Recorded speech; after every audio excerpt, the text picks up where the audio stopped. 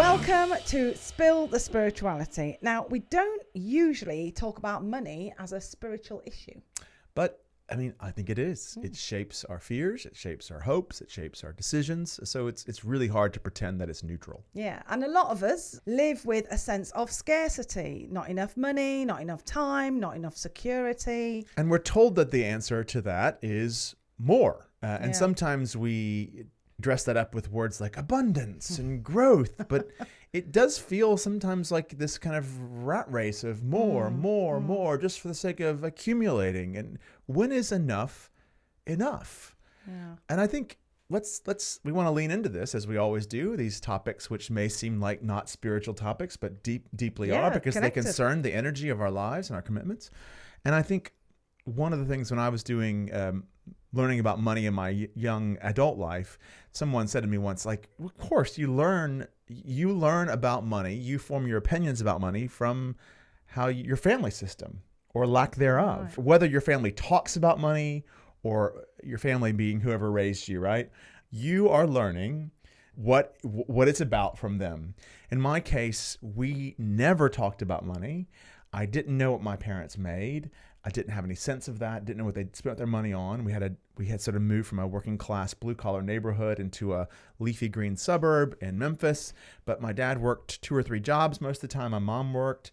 No conversations about it. And yet when my parents divorced after 22 years of marriage, the thing that was the presenting issue in the divorce was money. Wow. And who spent what and who let the other one know about the money. There were other issues as well, but money was a thing that they fought about without fighting about. Let's get to the core of this, because especially being British, talking about money is considered it's like you don't sit down at dinner and say, what religion are you, who do you vote for, and what do you earn? They're not questions that you would start a conversation with. So we struggle anyway to talk about this sort of stuff. Yeah. And but not just to British people, but definitely Americans for too. sure. But the thing for me is that's the question, where do you learn about money? And like you've said, if your parents say nothing about it, you learn that it's not a subject to discuss. But then suddenly this volcano comes out when there's pressure. Exactly. I mean, I grew up, I always struggle saying I grew up working class, because no one in our house worked. So it was criminal class. Lots of things came in that were stolen. That's how we lived. So what I was acutely aware, certainly with my parents, that we weren't just poor. We were like, we often wouldn't have food to eat. We'd steal food from shops to eat. I mean, there was nothing. And I only realized how much when I started to go to other people's houses. When I went to secondary school, and I remember going to my friend Helen's house, and she had a bed with cushions on it she had a pillow and then other cushions. She had carpet. She had one of those bed skirts on. I don't know what they call valance. Dust ruffle. Dust ruffle. That's what we call it in the States. A dust ruffle. So we call it valance. Lots of words. A balance. Like I think the dust singer. ruffle's better. Dust ruffle sounds good. But and she had shelves and toys and stuff. And I remember thinking, what? But all this is unnecessary. Why have you got this stuff? So, and then sort of kind of forming those ideas, I got the idea that if you haven't got money, then that's normal. And if you do have money, you've done something wrong to get it, because bad people have money. So, that was something you that learned. Was that just was unconsciously picked up. But the problem is then when you do work and earn yourself and you have money, then are you a bad person? And I think that's for anyone who's gone from being working class to middle class, which is a common social economic upwardly mobile type of thing. Anyone who's done that, I'm really interested in what that feels and looks like, because for a long time the mindset poverty stays, even if you can now afford to eat.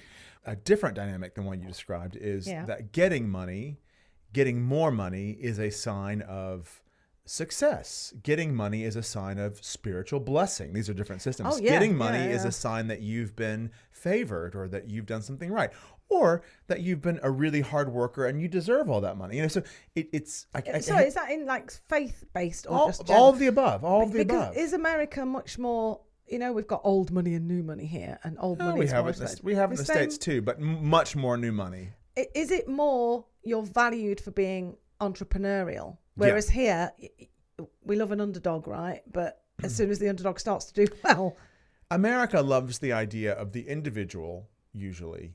The individual, against all odds, climbing out of the difficulty into like new life. And what that new life usually means is, some material wealth, Okay. and the freedom that comes with that, Right. So, and I don't want to crap on that story. There are some positive parts of that story, like I've heard people say, well, I travel to these places in the world where people are really poor and they're just so happy. That's they're just politeness. so happy. That's not happiness. They're just that's happy. politeness. And I'm like, I can't evaluate mad. any other cultures, but I will say this. Friends of mine who come from wealth, the ones who are honest will say, let me tell you, money does not solve all my problems. People are still depressed, but it sure makes life a lot easier. Because when people say money doesn't solve problems, I think I never said or felt that when I didn't have any money. I don't know anyone poor who says, oh, well, I'm poor, but money doesn't solve it. Can't afford to feed my kids, but money doesn't solve it. It solves some problems, it turns out. Privileged position. Turns out money solves quite a few problems. You said, what's enough? When's enough? And I think that's what we should be looking for, the sweet spot of, do you have what you need? Like, we've got this American fridge. It's one of the first things, well, we've been married 10 years, but we saved up. We've got this American fridge. It's got 2 doors and it's got 2 freezer doors. It's massive, right? And because I've got 3 kids, there's a lot of us, so the fridge is full of food. And then the kids are playing out, and then their friends come in, and I give them some ice lollies, suckers we call them, and ice creams. And then it's like, do you want some fruit? Let's have some pancakes. And I love having this fridge that when it runs out, guess what? I can fill it back up again and feed. That for me feels, that's what being a millionaire feels like, because food was an equation to money. Was about food. If you had money, you bought food, and if you didn't have money, you went hungry. But there's a separation now, I think. If you look at a lot of aspirational influencers, where money has reconnected to that status of, you are doing something right, you are doing well, and if you've got more money, that means you've done extra well. And I don't know that's, you could be a mafia boss and have a load of money and still be. Indeed. And we've talked on this program, and it's not just one spiritual tradition, but we had in this program a conversation around manifesting. Oh, and yes, yeah. In manifesting, again, it's a diverse set of movements, but one of the things that does seem to be shot through the whole movement is this idea that if you are doing things right, you will be financially. But why would, who's doing that then? Who's rewarding you with money because you've done something right? The universe. So the universe actually, although it existed prior to money being invented. I don't believe this, but this is the thought. Well, but my thing is, why would the universe choose money as the thing to reward you with? It's just the currency of the time. But value, worth, goods, and freedom, So I think that's, whether you call it dollars or bartering, but the idea is, in this religion or this spirituality that I don't endorse personally, which is that if I'm asking for it in the right way, and I desire it, I will manifest this, or pray this. In some Christian traditions, pray this into being. And this idea that if I'm aligned and healthy and really good, really righteous, then God, the universe, will bless me with riches. So a lot of people in this world have not been blessed by God. Yes. You know what I'm saying? According to that calculus. According to that, yes. Yeah. There's a whole country. All those who are struggling. I like these ones. Those who are struggling in other parts of the world and in this own country, the reason they're struggling is because they're not aligned spiritually. That's this kind of mantra. I mean, that's which really is just to my mind. And that's not just manifesting culture. You can see that in some parts of the church and other parts of other religions. But to my mind, that is I'll say this is a really strong term. That is a blasphemy to my theology. Right. The idea that if someone's struggling and poor and having a hard time, that equates necessarily with a lack of being loved by, or being blessed by, or a lack of some sort of spiritual health. That is just blasphemy, especially, maybe always, but especially in a world that right now that is set up. Yeah, exactly. Set up economies that are set up not to have. Yeah. So it's just like a double punch. Well, it kind of feeds it. And I think that's the thing about money, not unlike God, is used by people for control and for benefit to themselves. So that I don't really know how all the systems work, but for example, electric cars, Buy electric cars because they're good for the environment and electric cars. And here's some money to help you buy an electric car. And then suddenly now, because people are buying electric cars, they're not making the tax on petrol. So now it's like, if you drive an electric car, pay your tax, but also you'll pay 3p on every mile. And then people are like, well, so you're punishing us Which one with is it? money. You're still saving the planet, but now you've got to pay more. So, and that's just an economic thing. I understand it. They're not making money. We need to make money somewhere else. It's not done very well. It's not very human, but it's done. But money is a way of controlling people's life or liberating them. Like tax is a great example. Like tax, obviously there's there's unfair tax, but there's tax as a way of ensuring that all people will be cared for. Maybe spiritually, if I'm a totally generous and enlightened and saved person, I would give away everything I had, or give away most of what I had to help everybody else. Take what I need, but give away the rest. I can tell you, I don't do that. I mean, I give, but I don't give everything I could. Yeah. Because we can't guarantee that people will give of their own hearts enough, we're going to say, we're going to tax so that we can have a national health system. Yeah. So, and that feels like a liberating use, to my mind, of money. When you first start working, especially as a young person, and you see your pay slip and you see how much goes to tax, you're like, wait a minute. But I remember the time my attitude towards tax completely changed. On my daughter's first birthday, we were in hospital with her. They thought she had meningitis. So my first child, she was born at 3:00 in the morning, and it's like 9:00 the night before. And we spend the night in hospital, and we're having some tests and coming back, and I am a wreck. I am in pieces. Ed's working, and then they're trying to do a blood test on her. She's crying. Her temperature's through the roof. They look after us. They look after me.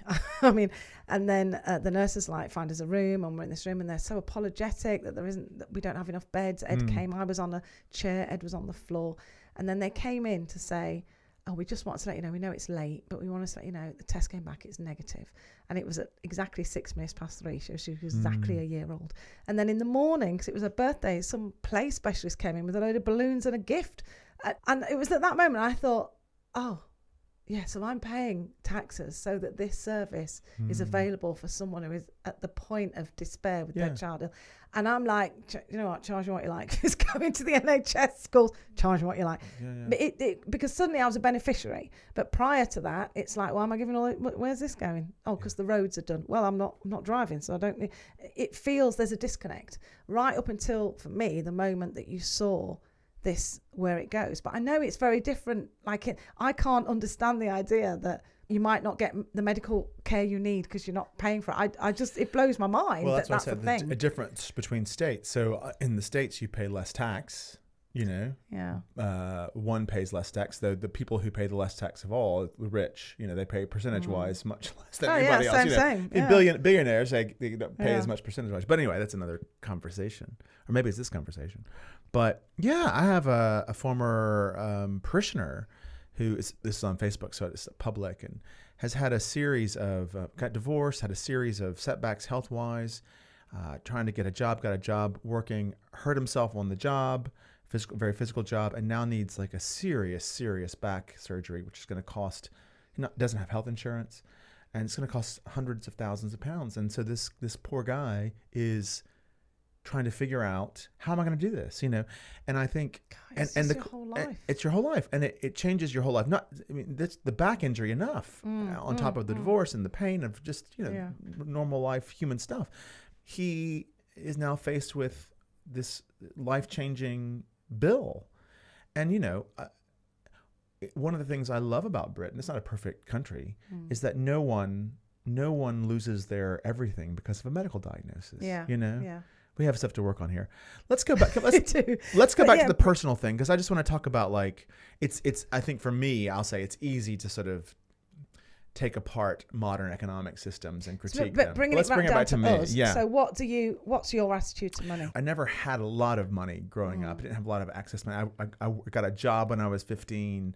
I bought my own car because I earned enough money to buy a used car. We didn't come from a family where you got a car. Lots of my friends, I got a car. It wasn't our reality. So I do value work, and I think taking responsibility for that. But there was always, for me, in the family system, I think in general, but for me, the sense of we talked about an earlier episode about insecurity. And I think for me, my insecurity and anxiety, I don't think it's primarily about money, but my insecurity and anxiety in general, which is pretty low grade these days, but one of the ways it manifests is like, do I have enough now? The answer is yes, I do.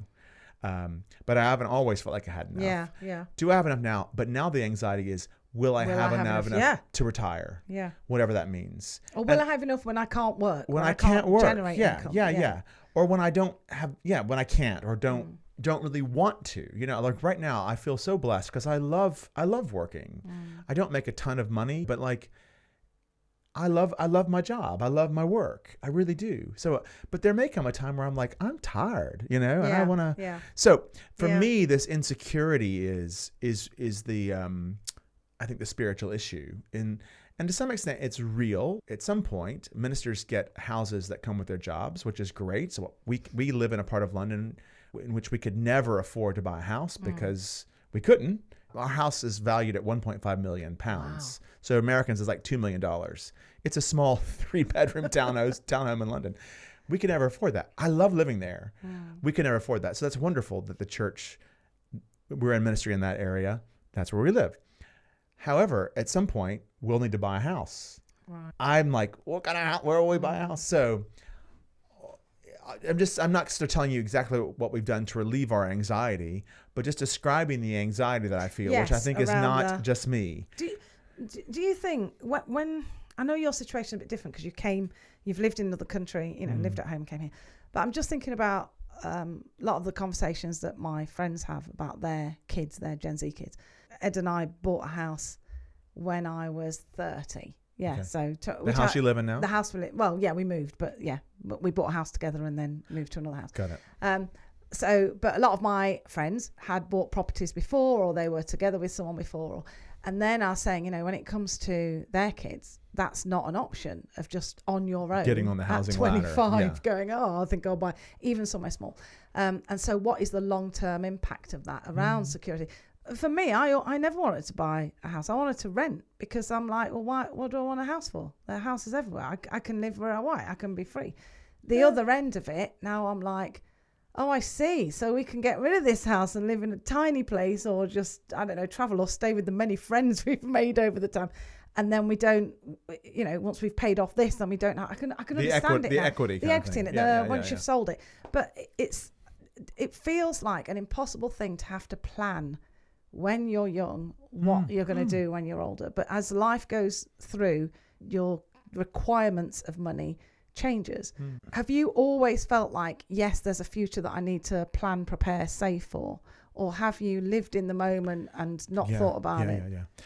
It's about anxiety about having the basics. So will I have a place to live and a place that I want to live? So like, I could buy a small house in the north of Scotland where it's mostly sheep.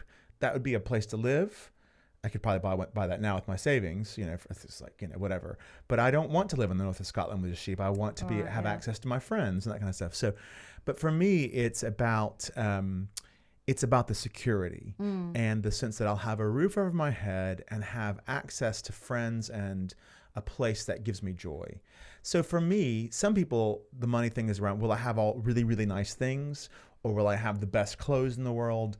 And I don't experience those temptations. I'm not saying that I'm better because I don't. Those aren't the things that get me. The things that get me are, will I have enough? And when we have extra money and we have a budget and we do all those kinds of things and think about planning and have a pension, so we're very privileged, you know, that we can I'm just saying, just to acknowledge that. Yeah. And we have double income. We don't have any kids. Double minister's income, not the same as a double stockbroker's income, but we have made choices so that, you know, here's a choice we've made, which we can do because we don't have kids. We basically live on one salary. Yeah. And save the rest. Right. And that gives us the capacity to know that probably when we retire, whenever that is, in 10 or 15 or 20 years, that we'll have enough money put aside to buy a one-bedroom place someplace in London, maybe. But so we've done that. So we've made a restrictive thing. So we don't have all the money in the world to go out to eat because we made that choice. That makes me feel so secure to know that that's we're making that plan well. But we've also, within the amount of money that we do have coming in to play with, we budgeted because we want to travel. Yes, so we will take a trip every year, but eat, beans and rice instead of going out every night and not taking a trip. That's not a better or worse decision, but we want to be able to enjoy life now. I see what you mean. So the decision, because I know, like, I have always really enjoyed shopping in charity shops because Same. It's the recycling and it's the fact that you get everything. Yeah, this is charity shop. It's all your Paul Smith. Is this Paul Smith? No, it's not. It's from a charity shop in the States. I don't know who this is. Oh, it's someone else. But so that's what we do, and that's what I've done with my kids, because we'd go to, I don't know, you go into town, and when you got young kids, and they're like, oh, can I have that? Can I have that? And I'm like, yeah, look at the price, and then tell me if you want it, because you've only got this much. So I've always tried to do that, but not in a scarcity way to, give them the value of it. Whereas, like, when we go into charity shops, you have £1 and you can buy a whole host of toys. Exactly, But in that sense, when my kids started going, like when my daughter was about 12, she went into town with her friend, and I said, oh, did you have, she had £10. And so she went, I said, did you have fun? And she came out, she went, everything is so expensive. She was horrified off at the rack. cost. Yeah, Next but or whatever. all three of my kids are incredible savers. My 14-year-old son has more money than I do. Why in is his that? account. Why do you think he does? Well, I'm hoping it's not because I've taught them we're all going to die. Deprive them of their needs. Save. I'm hoping that I've given them something positive. But like Trinity, in her first year of uni, I was very concerned about overdraft. And you know how when you're a student, it's like, you're living on small budget and there's everything down. She came back with money. She'd saved money from it. And then I'm like, well, are you eating enough? Are you So it's that calibration of, have I gone so far one way to the other? And I suppose it's good. It's good that they're saving, and they all three of them like work, and they, even though only one's finished studying, so they have got this mindset of it. But what I was trying to do is not recreate my mindset in them, because if I am honest, even now, I still feel not bad, but there's some element that. That 4 legs good, 2 legs bad. If I know that I was working class at birth and I'm no longer living that life, and there's a lot of things around class for that, but money is one of them. And I do, if I'm honest, feel this weight of guilt around having more than I need. We do give, and that doesn't seem to make it any better. Generous with our money, it doesn't make it any better. It doesn't make it better for the people that you give to. Well, I guess it does. For us. It doesn't make it better for you to give. I don't feel any better, even though I'm not just hoarding this power of money. We are, I think we're quite generous. Ed thinks we're too generous. But anyway, we do. Oh, that was really judgmental of that. You're talking about the way he chewed earlier. He's literally told me I'm too generous. That's not good. But I don't know whether we've been conscious about the way we talk, and that's what I worry about younger people today, especially people leaving uni and going into the world of work. What messages are they getting about money, and how do they create healthy habits that doesn't create this anxiety and scarcity? We talked a couple weeks ago about giving things up for Lent, and the point of giving things up is not that all the things we give up are bad. It's just, some of them might be like Class A drugs, but some of the things we give up are things that are neutral, but it's our attachment to those things that we need to be attentive to. And so money is a great example. Like, money is, I guess, neutral, neither good nor bad. It is how you use it. It is what it does to you. Jesus always said lots of parables, lots of teachings about money in the Bible. And it's weird that you were talking about earlier, like, the things you don't talk about in Britain are religion and money. Weirdly, in the Christian religion, at least in the scriptures, Jesus talks about money almost as much as he talks about love. Wow. Yeah, which is crazy. You're like, don't mix economics and faith. Well, Jesus mixes economics and faith all the time. Lots of his teaching is about abundance or scarcity, or particularly about money. And his whole thing is not that money is bad, but that the love of money is tricky.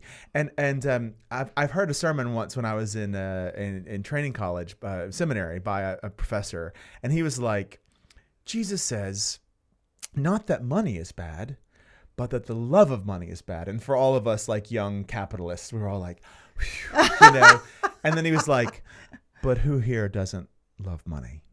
Jesus' point is not whether you love it or hate it. It's about what does your attachment to that feeling about it do to you? Or what is your attachment about having it or not having it, or having too much or having enough? What is your obsession with that do to you spiritually?